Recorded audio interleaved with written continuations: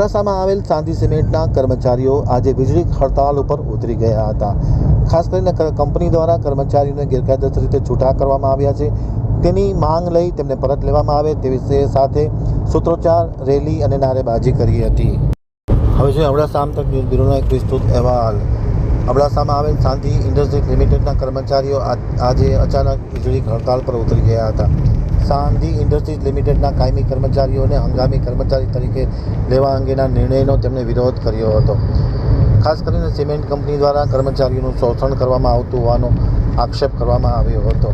સાંધી cement પ્લાન્ટનું યોગ્ય સંચાલન ન થતું હોવાની પણ માહિતી તેમણે આપી હતી. ખાસ કરીને કર્મચારીઓએ આ જે નિર્ણય કરવામાં આવ્યો છે કંપનીનો, તે કંપની વિરુદ્ધ નારાબાજી કરી રેલીનો કાર્યક્રમ પણ કરવામાં આવ્યો હતો. કર્મચારીનો જે છૂટા કરવામાં આવ્યા છે તેને પરત લઈ તેમનું માન સન્માન જળવાય તે પ્રકારની માગણી કરવામાં આવી હતી. અને જો આ અંગે યોગ્ય કરવામાં નહીં આવે તો આંદોલન વધુ ઉગ્ર બનાવવામાં આવશે તેવી જાહેરાત પણ કર્મચારી વતી ભગીરથ પ્રેસ 9 દ્વારા પત્રકારો સાથેની વાતચીતમાં કરવામાં આવી હતી.